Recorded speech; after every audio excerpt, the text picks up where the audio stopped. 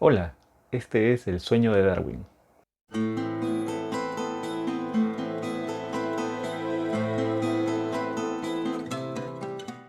Quizás alguna vez hayas escuchado que existen 7 mujeres por cada hombre, o 4 mujeres por cada hombre, o 3 mujeres por cada hombre. Resulta que son mitos populares.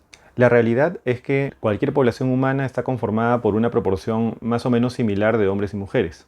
Eso se puede verificar fácilmente viendo estadísticas a nivel mundial, como por ejemplo estas. El motivo de esta proporción 50% de hombres, 50% de mujeres es una cuestión biológica. El principal motivo tiene que ver con los gametos femenino y masculino. Los gametos masculinos son los espermatozoides y los gametos femeninos son los óvulos. Este principio aplica para cualquier especie con reproducción sexual. Cuando se produce la concepción, un espermatozoide se une con un óvulo. Las mujeres normalmente producen un óvulo con un cromosoma sexual X, mientras que los hombres producimos millones de espermatozoides y algunos de ellos pueden tener cromosoma sexual X o algunos otros cromosoma sexual Y. Eso quiere decir que somos los hombres los que determinamos el sexo de nuestros hijos. Para simplificar un poco la cuestión, podríamos decir que existe un 50% de probabilidades de que un espermatozoide X fecunde un óvulo X. En ese caso, el resultado sería un cigoto femenino. Y existe un 50% de probabilidades de que un espermatozoide Y fecunde un óvulo X. En ese caso tendríamos un cigoto masculino. Sin embargo, en la naturaleza hay diferentes mecanismos que pueden desviar esta proporción de sexos en las poblaciones. Por ejemplo, una de ellas es la inversión diferenciada en crías femeninas o crías masculinas. Esto ocurre en diferentes especies. Otro factor está relacionado con la ingesta de glucosa. Diversos estudios han determinado que una mayor ingesta de glucosa para la madre favorece la supervivencia de los blastocistos masculinos. Un tercer factor está relacionado a los factores ambientales. Por ejemplo, muchas especies modifican la proporción de sexos de sus descendientes en función a la temperatura ambiental. A la mayor o menor probabilidad de tener descendientes femeninos o masculinos dependiendo de las condiciones ambientales, como por ejemplo la disponibilidad de alimento o el estrés, se le conoce como el efecto de Trivers-Willard. De hecho, algunos de los factores mencionados anteriormente están implicados en este efecto Trivers-Willard.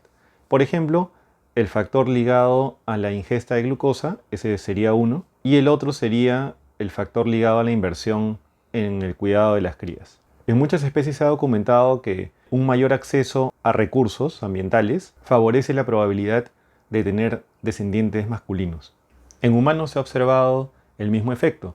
Por ejemplo, un estudio de 2009 determinó que los millonarios tienen una mayor probabilidad de tener hijos hombres respecto a la población general. Esta sería una comparación entre poblaciones marcadamente distintas, los millonarios o multimillonarios y la población general.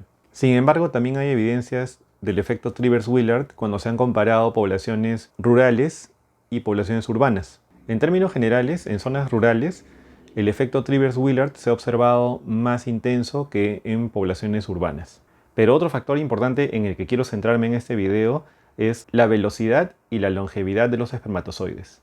Los espermatozoides con un cromosoma sexual X resulta que son más lentos, pero más longevos, mientras que los espermatozoides con cromosoma sexual Y son más rápidos, pero viven menos. Esto quiere decir que dependiendo de qué espermatozoide llegue a fecundar al óvulo, podemos tener un hijo hombre o una hija mujer. Existe una manera de aumentar las probabilidades de que un espermatozoide X llegue a fecundar un óvulo X. En ese caso tendríamos como resultado una niña. O de aumentar las probabilidades de que un espermatozoide Y llegue a fecundar al óvulo X. En ese caso tendríamos un niño. El método es muy simple. Debido a que los espermatozoides en general pueden vivir entre 2 a 5 días dentro del cuerpo de la mujer, si las relaciones sexuales se producen pocos días antes de la ovulación, esto favorece a los espermatozoides X, que son más lentos, pero al ser más longevos, tienen tiempo para esperar al óvulo a que esté disponible. En este caso, se maximizan las probabilidades de tener una niña. Si las relaciones sexuales se dan el mismo día de la ovulación o unos poquitos días después, se favorece a los espermatozoides Y, que son más rápidos, y por lo tanto se maximiza la probabilidad de tener niños. Eso quiere decir que conociendo el momento o el día en el que una mujer ovula, puede planificarse el momento de las relaciones sexuales y de esa manera incrementar las probabilidades hacia un hijo hombre o una hija mujer. Un estudio de 2011 determinó que este método tiene un 94% de efectividad.